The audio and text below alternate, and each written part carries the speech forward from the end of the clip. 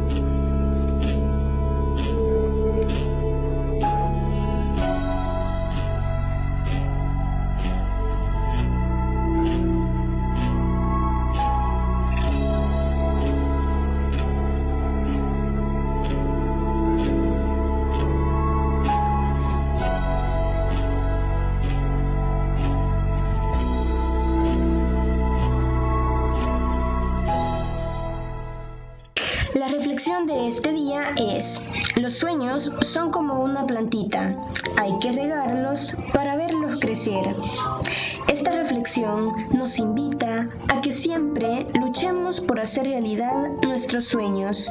Al igual que las plantas necesitan un poco de agua de forma diaria, nosotros también necesitamos constancia y mucha perseverancia en nuestro día a día, ya que solamente así podremos alcanzar cualquier meta que nos propongamos, de la misma forma en la que lo demostró la plantita que veíamos en el video, ya que ella, a pesar de los obstáculos que veía en el camino, nunca se detuvo y siempre se mantuvo perseverante, luchando hasta hacer realidad ese sueño, esa meta que se había propuesto.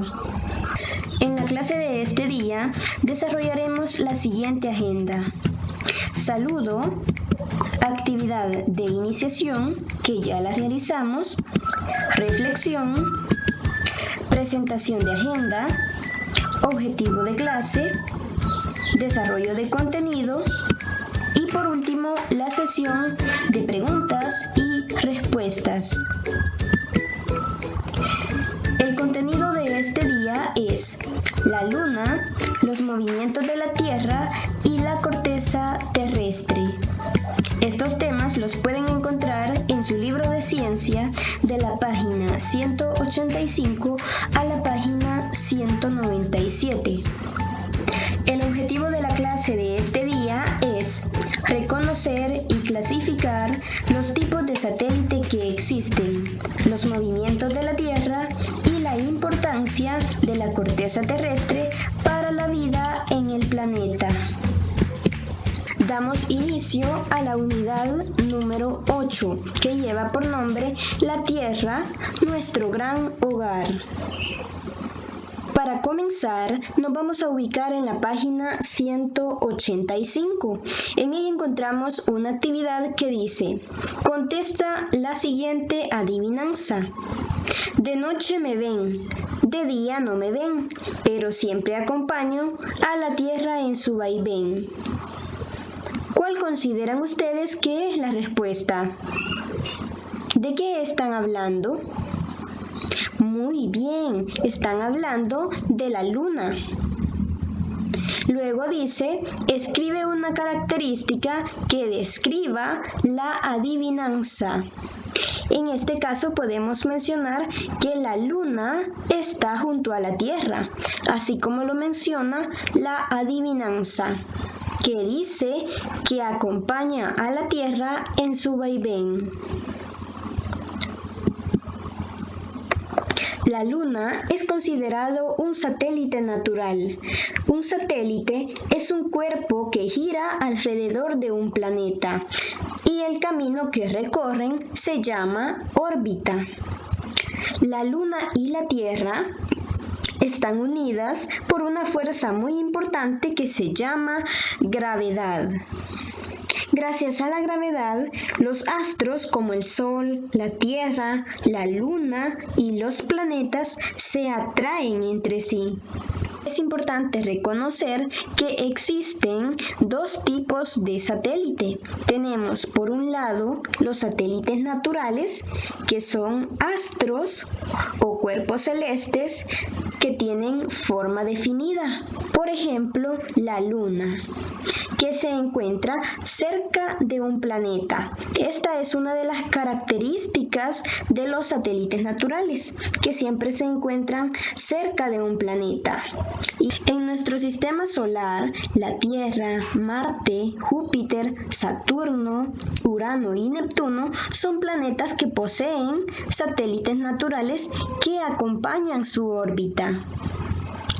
Y también podemos encontrar satélites artificiales, que en este caso son aquellos que son construidos o elaborados por el ser humano. Estos satélites nos permiten estudiar, profundizar más acerca del planeta y también facilitar la comunicación en los diferentes países del mundo, en las diversas regiones. Algunos efectos que produce la luna son, en el caso de las plantas, la mayoría de agricultores aprovechan a sembrar sus plantas cuando la luna está en la fase lunar del cuarto creciente y también cuando se encuentra en luna llena. Esto debido a que la posición de la luz lunar favorece la germinación de las plantas. Además, la fuerza de atracción de la luna sobre el agua de los océanos y los mares hace que las aguas suban y bajen 2 veces en el día, y a esto también se le conoce como marea baja y marea alta. Vamos a completar las actividades de la página 186. En la número 1 dice, completa el enunciado utilizando la información del contenido. La diferencia básica entre un satélite natural y uno artificial es... ¿Recuerdan cuál era la diferencia? La diferencia es que los satélites naturales son astros y cuerpos celestes, como la Luna, por ejemplo, mientras que los artificiales son aparatos construidos por el ser humano y están relacionados con el desarrollo de la tecnología. En la actividad 2 dice, marca con un cheque la imagen que representa un satélite natural. ¿Cuál sería la opción que debo marcar en este caso? ¿Pueden comentar en el chat? Excelente, sería la luna. La número 3 dice, analiza y responde. ¿Cómo se forman las mareas? Acá podemos mencionar que el agua del mar sube y baja varias veces al día, siendo atraída por la luna. La luna hace que cambie el nivel del agua que llega hasta la costa y por esa razón es que en ocasiones se tiene marea baja y en otras marea alta. La actividad 4 dice, marca con un cheque las afirmaciones que sean verdaderas.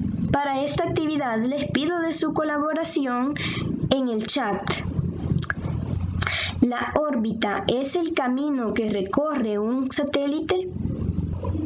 ¿Consideran que es una afirmación verdadera?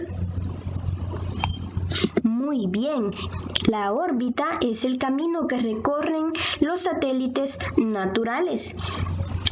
Por ello se dice que tienen una trayectoria definida, o sea, un camino ya definido.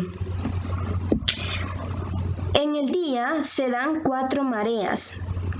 ¿Consideran que es cierto esto? Exacto, esta afirmación no es correcta. Siguiente, Júpiter y Saturno poseen satélites artificiales. Muy bien, no es verdadero. Vamos al siguiente. ¿Satélite es todo cuerpo que gira alrededor de un planeta? Correcto, en este caso sí es una afirmación verdadera. Y la última, los satélites artificiales facilitan las comunicaciones. ¿Consideran que es verdadera?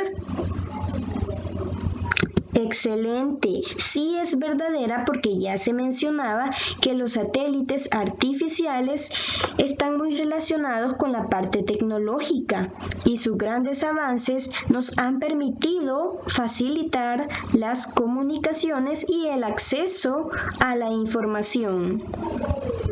La actividad número 5 no la vamos a realizar. La Tierra y sus movimientos. La Tierra es el tercer planeta más cercano al Sol y posee una característica única que no tiene ningún otro. Es el único planeta en el que se ha encontrado vida de todo tipo, vegetal y animal.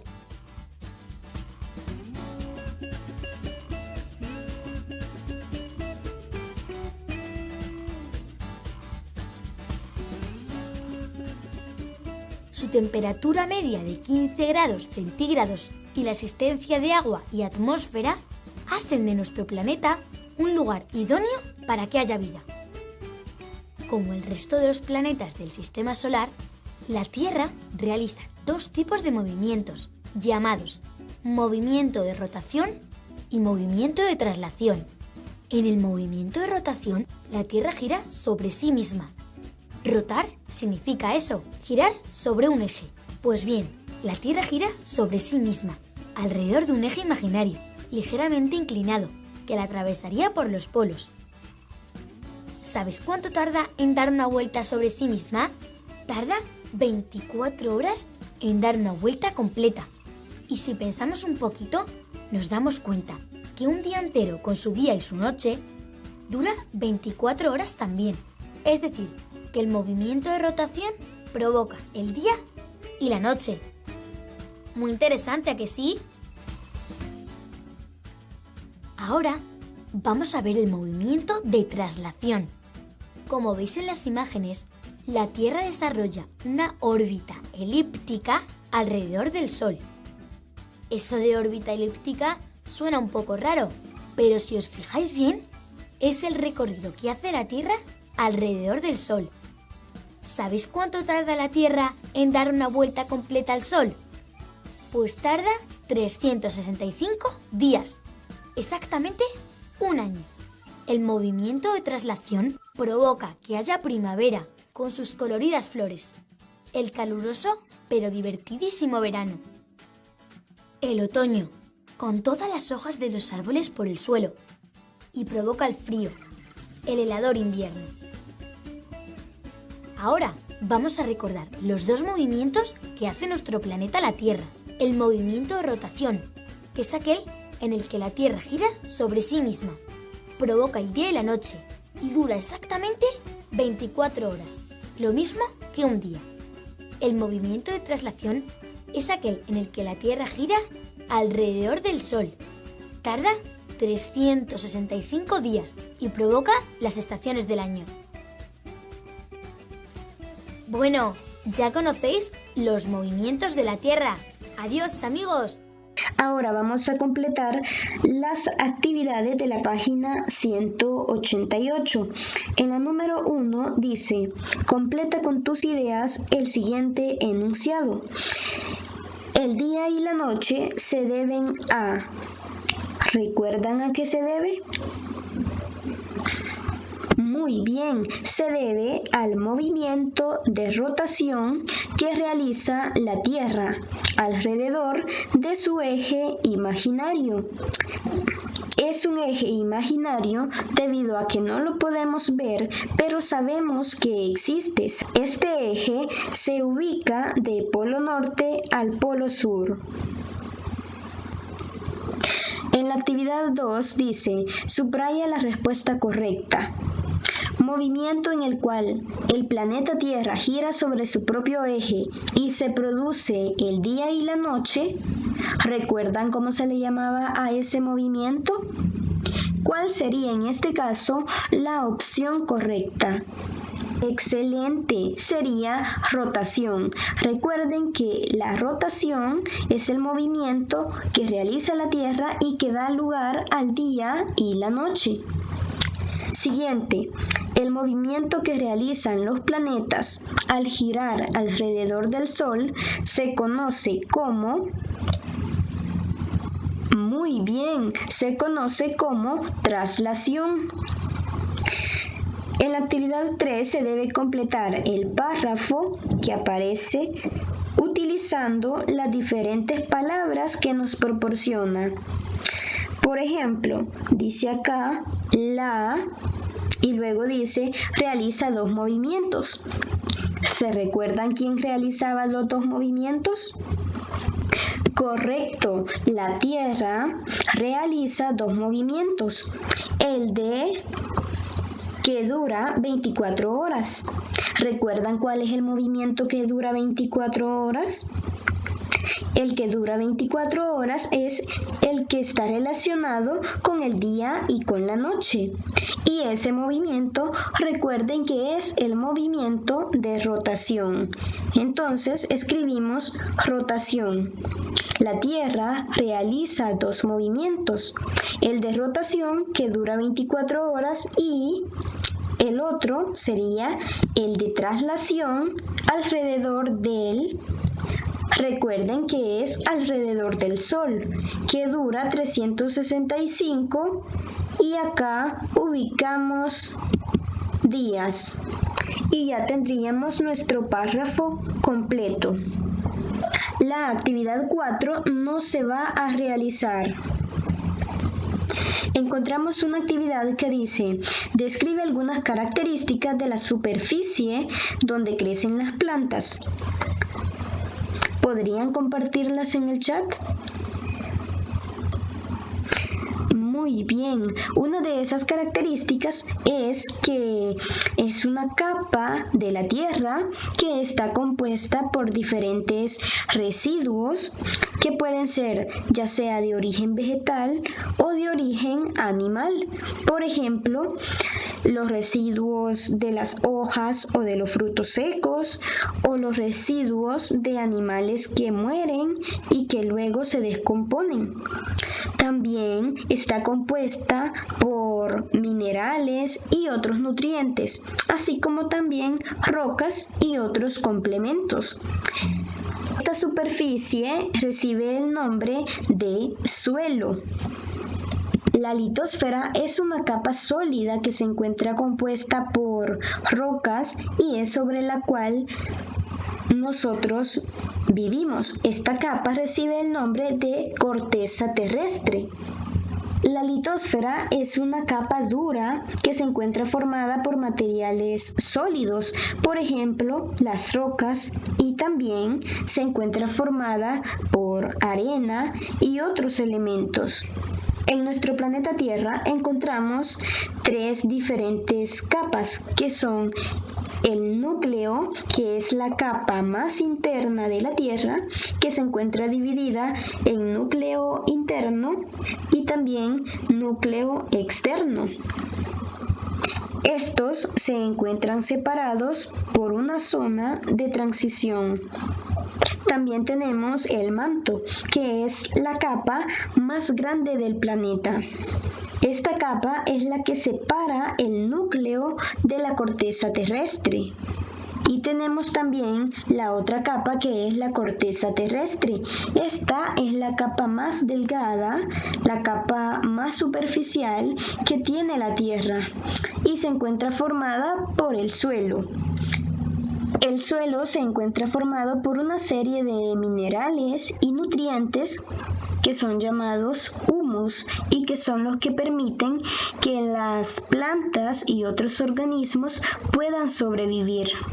Pero también, además del suelo, tenemos otra parte que viene siendo el subsuelo.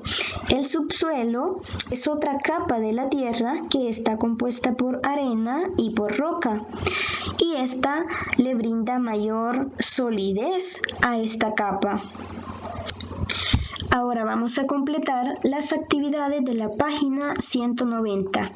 En la actividad 1 se debe completar una tabla en donde se deben ubicar las diferentes capas del suelo. Y luego tenemos acá la descripción.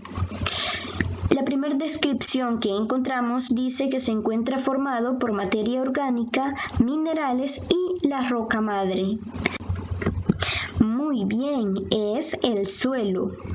Y luego tenemos la otra descripción que dice, está formado por tierra, arena y rocas. En este caso se mencionaba que es el subsuelo. En la actividad 2 dice, une con una línea el nombre con su definición. Y tenemos acá la corteza terrestre. Vamos a buscar en las definiciones cuál es la que corresponde a dicho término. Recuerden que la corteza es la capa externa de la litosfera. En el caso del manto es una capa que se encuentra bajo la corteza terrestre. Y por último tenemos el núcleo, que es una esfera semilíquida que se encuentra en el interior, exactamente en el centro del planeta. Luego tenemos la actividad 3, pero esta no se debe realizar. En la actividad 4 deben explicar cuál es la importancia de la corteza terrestre para el desarrollo de la vida humana. Acá podemos mencionar que la corteza terrestre es de vital importancia debido a que es la que sostiene a los diferentes elementos, los diferentes ecosistemas. Es el que permite el desarrollo de la vida humana, ya que gracias a él las plantas pueden crecer y los animales pueden reproducirse. Las personas aprovechan de esta corteza terrestre para poder cultivar diferentes plantas y obtener diferentes cosechas, y a la vez también se alimentan de ciertos animales. Entonces podemos observar cómo el ser humano se beneficia de la corteza terrestre, y además es en la corteza terrestre donde se realizan las diferentes construcciones, carreteras, casas, fábricas, etc. En la página 191 tenemos una actividad que dice, ve a dar un paseo a la zona verde de tu escuela. Pero en esta ocasión, como no estamos yendo a dar un paseo por la zona verde de casa, si tienen jardín, pueden salir a su jardín. Deben observar y analizar las características que presenta el suelo en ese lugar. Por ejemplo, el color que tiene, si es del mismo color todo, si hay algunas rocas. Acá un ejemplo sería que en el jardín de mi casa algunas partes del suelo son de color marrón, otras son un poco más rojizas, más oscuras. No toda la superficie es del mismo color y algunas zonas contienen más rocas que otras. Es importante reconocer que la composición del suelo proviene del desgaste de las rocas y de las diferentes sustancias orgánicas que se encuentran en los seres vivos. El suelo se forma cuando las diferentes rocas se quiebran y se van desintegrando, ya sea por la acción del viento, por la acción de la lluvia, el calor o el frío. Pero para que esto suceda es necesario cierto tiempo, es decir, que no son cambios que suceden de la noche a la mañana. Cuando las rocas se descomponen y se van desintegrando, se van convirtiendo en arena o pueden convertirse en arcilla. Podemos distinguir diferentes tipos de suelos. Entre ellos tenemos el suelo franco, que es un tipo de suelo que posee una textura que es muy apropiada para los diferentes cultivos.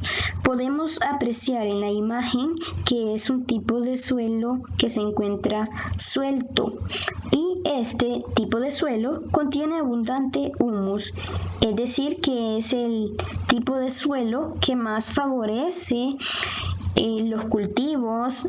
También podemos encontrar el suelo arenoso, que suele caracterizarse por una textura un poco gruesa y contiene abundante arena. Este tipo de suelo no retiene el agua y posee muy poca materia orgánica o humus, lo que significa que las plantas difícilmente podrían crecer con este tipo de suelo. También existe el suelo rocoso, que es un tipo de suelo duro, como su nombre lo indica, suelo rocoso, y es impermeable. Este se encuentra en las montañas. Otro tipo de suelo es el suelo limoso, que es un suelo estéril debido a que filtra el agua, pero se satura con rapidez. Es decir, que las plantas en este tipo de suelo tampoco podrían sobrevivir. Existe también el suelo arcilloso, que está formado por diferentes granos que son muy finos y son de color amarillento. En ocasiones pueden ser de color rojizo. Es un tipo de suelo que sí detiene el agua, pero que suele formar charcos. Y tenemos el suelo franco arenoso. Este suelo también contiene cierta porción de arena, contiene limo y también contiene arcilla. Y es el tipo de suelo que también contiene en su interior abundante agua. En este caso sí pueden crecer algunas especies vegetales, pero el más recomendado para las diferentes plantas y para los diferentes cultivos es el suelo franco, por su alto valor de humus, es decir, de nutrientes. Trabajaremos ahora en la página 192. En la actividad 1 dice, rodea con un rectángulo el nombre del tipo de suelo que es impermeable y que se encuentra en las montañas. Vamos a regresar a la lámina anterior. Acá encontramos que el suelo que es impermeable, es decir, que no permite que entre o que ingrese el agua, es el suelo rocoso. Entonces, es este el tipo de suelo que debemos encerrar en el rectángulo. En la actividad 2 dice, responde qué tipo de suelo hay en los siguientes lugares. En la opción A tenemos desierto. ¿Recuerdan cuál es el tipo de suelo que predomina en estas regiones? El tipo de suelo que predomina es el suelo arenoso. En la opción B tenemos un jardín. En los jardines suele predominar el suelo franco, es decir, aquel que posee abundante humus y que es de grano suelto. En la opción C tenemos la montaña. En este caso, el tipo de suelo que predomina es el suelo rocoso. En la actividad 3 dice, observa y analiza la siguiente imagen. Luego responde. Según las características que identificas, ¿qué tipo de suelo presenta la imagen? Si nosotros observamos la imagen, podemos ver que es un tipo de suelo suelto. Podemos observar los granos de tierra y que está compuesto por residuos como hojas secas y pequeñas ramas. Por tanto, este es un tipo de suelo franco y posee abundante humus. En la página 193 deben describir las características del suelo que identifican en la imagen. Podemos apreciar que es un tipo de suelo que se encuentra muy agrietado, no presenta árboles y también se ve que es muy reseco, que no contiene agua. Por tanto, no es un suelo fértil. Este tipo de suelo se origina debido a que en muchas ocasiones hay regiones o ciertas zonas de la superficie o de la corteza terrestre que se ven afectadas debido a la erosión. La erosión es el desgaste de las capas superficiales del suelo. Existen dos tipos de erosión. Podemos distinguir la erosión eólica y la erosión hídrica. La erosión eólica es aquella que se produce debido a la fuerza del viento.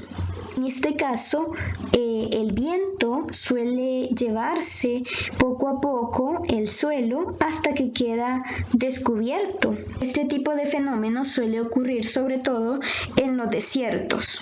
También tenemos la erosión hídrica. En este caso, como lo menciona, hídrica hace referencia al agua. Quiere decir que es un tipo de erosión que se origina por el efecto del agua, que cae con mucha fuerza y comienza a correr y a arrastrar la tierra de las diferentes regiones. El fenómeno de la erosión suele ser causado debido a factores humanos. Por ejemplo, la deforestación, que es cuando nosotros talamos de forma excesiva los árboles. Entonces, de esta forma, terminamos con los árboles, que son los que ayudan también a mantener el suelo, a evitar la erosión. Y esta es una situación muy alarmante en la cual debemos ser conscientes de todo el daño que estamos ocasionando, ya que no solamente afectamos el suelo, sino también intervenimos en el ciclo del agua, puesto que los árboles son parte esencial en dicho ciclo. Otro de los factores que también influye en la erosión es la siembra de cultivos. En muchas ocasiones las personas suelen sembrar de forma excesiva cultivos en sus diferentes tierras, pero no suelen brindarle un tratamiento a estas tierras. Hay muchas personas que se dedican a trabajar siempre con los llamados monocultivos, y esto se refiere a que solamente cultivan un tipo de producto en sus tierras, y esto no es algo recomendable para la salud del suelo, debido a que al sembrar por mucho tiempo un mismo producto, esto evita que el suelo pueda enriquecerse de ciertos nutrientes. Esta es la razón por la cual muchas personas del campo, muchos agricultores, suelen alternar sus cultivos para poder generar un tipo de tratamiento especial al suelo, de tal forma que no se desgaste y que siempre contenga los nutrientes necesarios para poder cosechar. Por ejemplo, hay quienes que siembran maíz y en el mismo año también cultivan en ese terreno frijol, maicillo, otras plantas vegetales, y esto lo hacen para poder darle ese tratamiento al suelo y evitar que los nutrientes se agoten. Otra de las situaciones que también provoca la erosión del suelo es la ganadería. Cuando los animales se alimentan de forma constante de un mismo pasto, es decir, cuando son llevados a un mismo terreno, esto impide el crecimiento del pasto, el crecimiento de estas plantas que les son de gran aporte al suelo. Por ello que también en el caso de tener cantidades de ganado, las personas, los dueños, deben trasladar cada cierto tiempo a su ganado para evitar que esto suceda. Algunas recomendaciones que podemos tener en cuenta para evitar la erosión son, en primer lugar, reforestar. Reforestar consiste en plantar nuevos árboles. Cuando nosotros talamos algún árbol por necesidad, porque necesitamos de esa madera o porque tal vez alguna casa corría riesgo al tener un árbol cerca, debemos sembrar otra planta para evitar que la zona quede deforestada. También debemos tener mucho cuidado con respecto a las quemas. En la zona rural, en el campo, hay muchas personas, muchos agricultores que para poder destruir o para poder terminar con la maleza de sus terrenos deciden generar estas quemas. Pero esto no es recomendable debido a que el fuego termina con los nutrientes del suelo y además muchas plantas y muchos animales se ven afectados por esto. Otra de las recomendaciones para evitar la erosión del suelo es la implementación de las barreras vivas. Este es un método que consiste en la siembra de cultivos en curvas, así como ustedes lo pueden apreciar en la imagen. Las personas suelen utilizar diferentes tipos de plantas para la realización de estas barreras y la finalidad es evitar los desprendimientos de tierra, sobre todo en épocas de invierno, ya que cuando llueve mucho en ocasiones la tierra se desprende y esto ocasiona a futuro que el suelo se erosione. Es por ello que utilizan plantas como las varas de bambú o varas de Brasil, así como lo pueden observar en esta imagen, que se ha realizado este tipo de protección para evitar estos desprendimientos de tierra. Y en esta otra imagen pueden observar que se ha sembrado en fila plantas de isote, es decir, las que nos proporcionan nuestra flor nacional. Pero también existen las barreras muertas. La técnica de las barreras muertas consiste en utilizar rocas de diferentes tamaños o muros en ocasiones que se suelen realizar en los terrenos inclinados y esto se realiza con el fin de evitar que la tierra se desprenda y que en invierno el agua se lleve todos los nutrientes contenidos en la tierra. Gracias a estas barreras que se realizan, se evita que la tierra se lave, pero lo más importante también es plantar nuevos árboles en zonas que se encuentran vulnerables, ya que las raíces de los árboles ayudan a detener la tierra y a evitar la erosión del suelo. Ahora vamos a trabajar en las actividades de la página 194. En la actividad 1 dice, dentro del texto del contenido, subraya una medida para evitar la erosión del suelo. Recuerden que existen varias medidas que podemos tomar en cuenta para evitar la erosión del suelo y una de esas medidas es utilizar las barreras vivas. En la actividad 2 dice, investiga y escribe 2 acciones para impedir la erosión en cada lugar. Y tenemos acá en el caso de una montaña. 2 acciones que se pueden tomar en cuenta serían, en el caso de la montaña, preservar las zonas con bosques originales y sembrar más árboles y otras plantas. Y en el caso de un río, Las acciones podrían ser sembrar árboles en la orilla del cauce y también no desviar el curso. Ahora hablaremos sobre los diferentes tipos de rocas que podemos encontrar. Parece una actividad en la cual ustedes deben llevar al salón 3 diferentes piedras, pero en esta ocasión ustedes realizaron esta actividad en la práctica de laboratorio. Entonces acá hace algunas preguntas. ¿De qué color son? ¿Qué tamaño tienen? ¿Y qué textura presentan?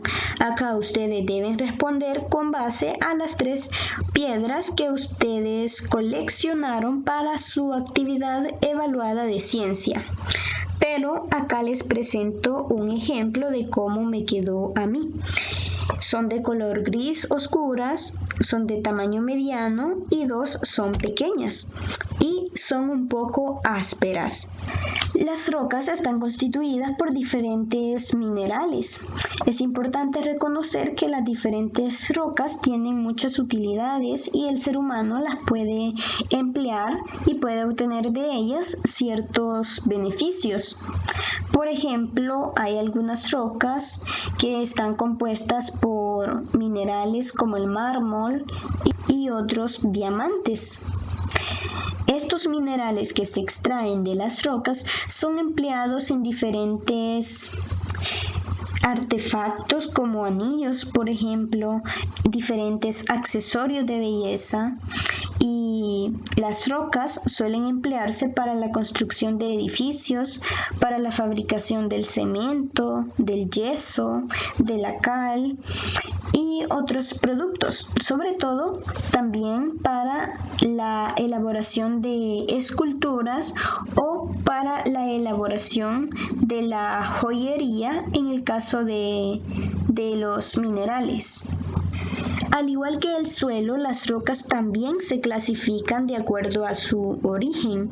Podemos distinguir 3 tipos de rocas. Tenemos las ígneas, que son de origen volcánico, es decir, que son aquellas que resultan de las erupciones volcánicas. Tenemos también las rocas sedimentarias, que son aquellas que se forman cuando se agrupan pequeñas partículas. Estas suelen encontrarse más que todo en los ríos, riachuelos, y por esa razón son rocas sedimentarias, porque son las que se van desgastando con el transcurso del tiempo hasta que llegan a agruparse en diferentes partículas. Y también existen las rocas metamórficas, que son aquellas que se encuentran formadas en el interior de la Tierra por la fricción y las altas presiones. Son más difíciles de encontrar, pero también es una clasificación que debemos tener presente. En la actividad 1 de la página 195 deben completar un enunciado que dice: una roca es... Mencionábamos que es un material que se encuentra constituido por uno o más minerales. La actividad 2 no la deben realizar. La actividad 3 es la que ustedes realizaron en su práctica de laboratorio sobre la colección de piedras. La actividad número 4 dice: investiga cómo se utilizan las rocas en la construcción de barreras muertas. En este caso se les mencionaba que suelen emplearse creando diferentes muros para evitar la erosión del suelo. Y a esto es que se le conoce con el nombre de barreras muertas.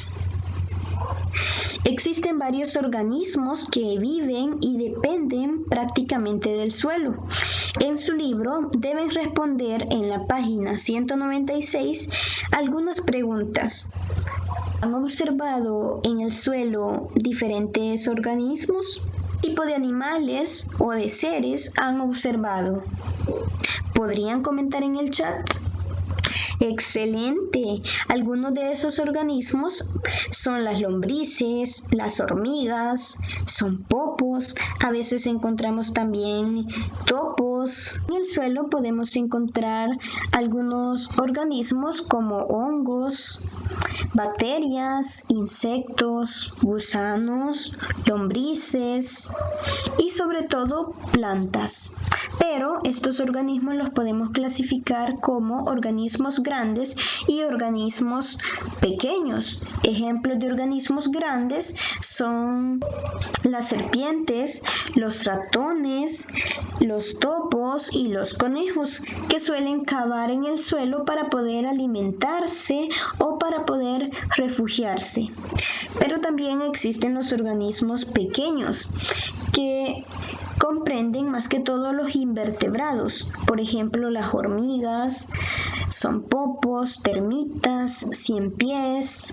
También tenemos las lombrices que viven en este medio y caracoles, ácaros y otros seres. Y también tenemos los microorganismos, que son los que se encargan de descomponer los restos de los seres vivos. Estos pueden ser bacterias o pueden ser seres protistas, pueden ser hongos y levaduras. Este tipo de microorganismo no lo podemos ver a simple vista. Para poder visualizarlos necesitamos de otros instrumentos, por ejemplo un microscopio.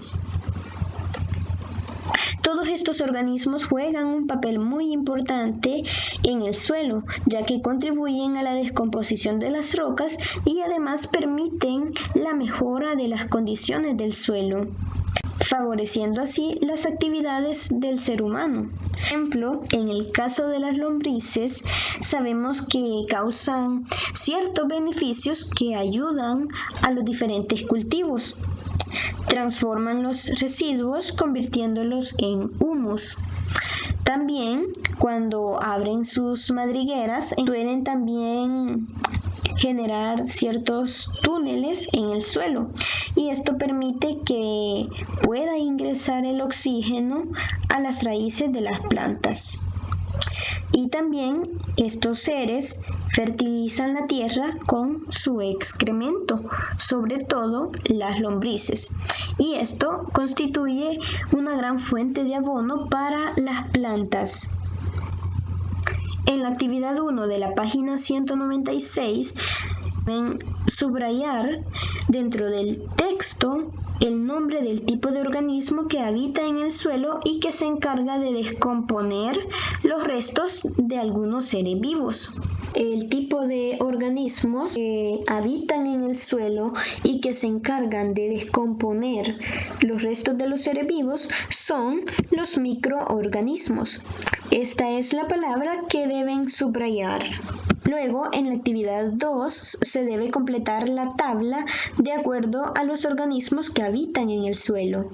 La primera dice, incluyen a las bacterias, los hongos y los protistas. En este caso, mencionábamos que son los microorganismos, los que incluyen estos tres tipos de seres vivos. Luego tenemos los organismos grandes.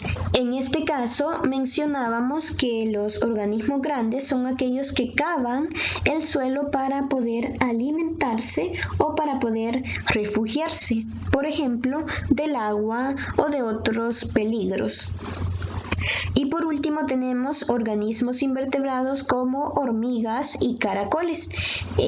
Este apartado hace referencia a los organismos que son pequeños. Por último tenemos la actividad 3, pero esta tampoco la deben realizar. En la página 197 tenemos una actividad que dice: toma una hoja de papel y divídela por la mitad. En un lado dibuja un bosque y en el otro un bosque después de un incendio. ¿Cuál consideran ustedes que sería la diferencia en los dibujos? ¿Podrían comentarlo en el chat? Muy bien, la diferencia sería que en una habrían más árboles y animales que en la otra. Es importante reconocer cuál es el impacto que causan las quemas y el uso de insecticidas tanto al suelo como a las plantas y los animales. Estas son prácticas que se han venido aumentando con el transcurso del tiempo. Algunos efectos de la quema y del uso de los insecticidas son, en el caso de la quema de los terrenos, esta suele provocar la eliminación de todas las formas de vida sobre y dentro de la tierra, es decir, que provoca la muerte de los animales que andan sobre el suelo o aquellos que viven en su interior. Además, la tierra pierde capacidad para retener el agua y esto favorece la erosión.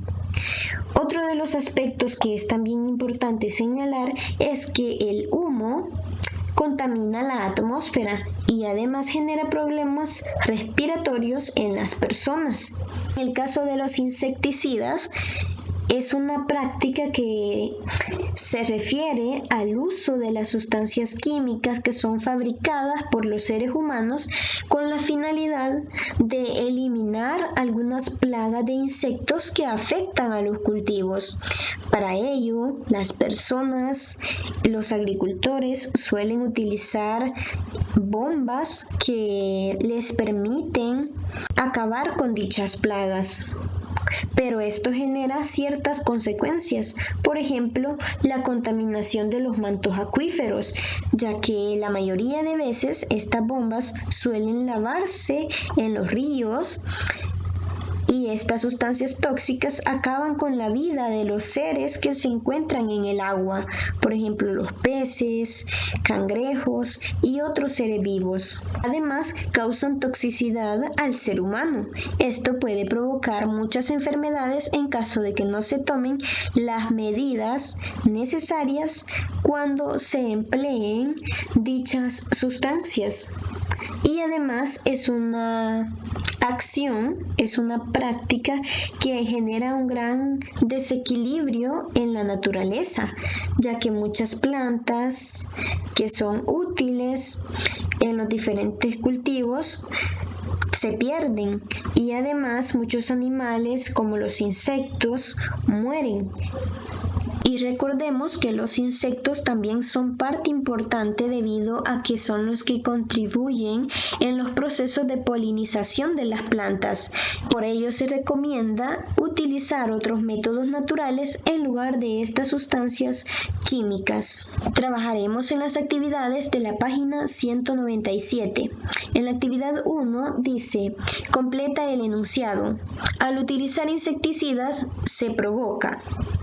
Acá pueden mencionar ustedes que se provoca contaminación de mantos acuíferos, también se provoca contaminación del aire y problemas en la salud del ser humano.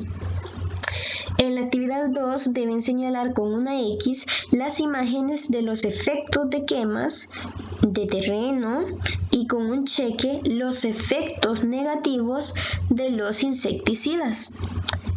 Acá tenemos en la primera imagen que hace referencia a un incendio, es decir, que se está quemando un terreno. Entonces lo marcamos con una X.